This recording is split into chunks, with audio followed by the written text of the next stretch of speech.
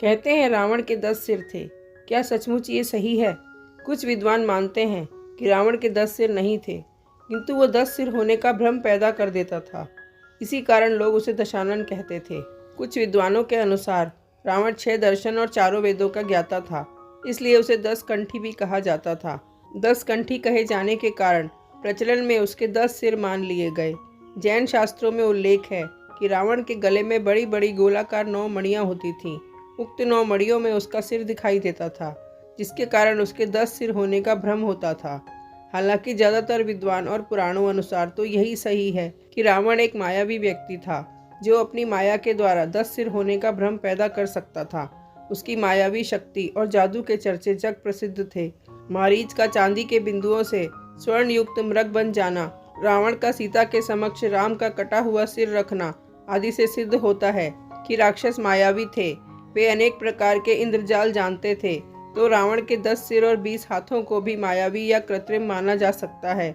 रावण के 10 सिर होने की चर्चा रामचरितमानस में आती है।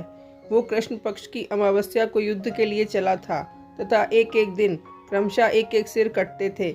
इस तरह 10वें दिन अर्थात शुक्ल पक्ष की दशमी को रावण का वध हुआ, इसलिए दशमी के दिन रावण दहन किया जाता है। रामचरितमानस में वर्णन आता है कि जिस सिर को राम अपने बाण से काट देते थे, पुनः उसके स्थान पर दूसरा सिर उभर आता था।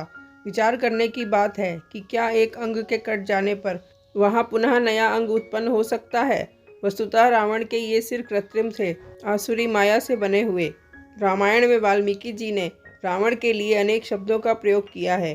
रावण, लंकेश, लंकेश्वर, दशानन, दशग्रीव, शंखधर, राक्षस सिंह, रक्षपति, राक्षसाधिपम, राक्षस शार्दूलम, राक्षसेंद्र, राक्षसधिकम, राक्षेश्वर, लंकेश, लंकेश्वर। कुछ गिनती के स्थानों पर ही वाल्मीकि ने रावण के लिए 10 सिर सूचक दशानन, दशग्रीव या दशकंधर जैसे शब्दों का प्रयोग किया है। जहाँ ये प्रयोग किया है वहाँ पाते हैं कि रावण अपने प्रमुख 9 मंत्रियों से घिरा हुआ बैठा है। प्रायः अन्य स्थानों पर रावण के लिए राजन, रावण, राक्षसेंद्र, लंकेश, लंकेश्वर शब्दों का प्रयोग हुआ है। वाल्मीकि रामायण में अनेक प्रसंगों में रावण के मंत्रियों के नाम मिलते हैं।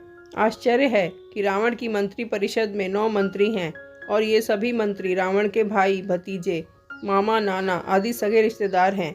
इसका मतलब ये है कि 9 रत्न परंपरा रावण से शुरू होती है, सम्राट अशोक तक चलती है और बाद में तुर्क बादशाह अकबर इसे अपनाता है।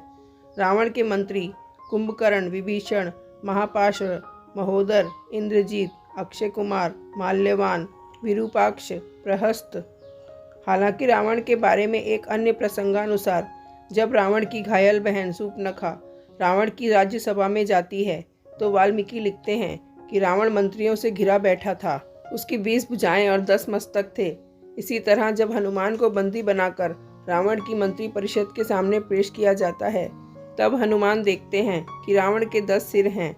किंतु ये बताना महत्वपूर्ण है कि इससे ठीक पहली रात को जब सीता की खोज कर रहे हनुमान रावण के अंतःपुर में घुसते हैं और रावण को पहली बार देखते हैं, तो वहाँ स्पष्ट रूप में बिना किसी भ्रम के शयन कक्ष में सो रहे रावण का 1 सिर और 2 हाथ ही देखते हैं।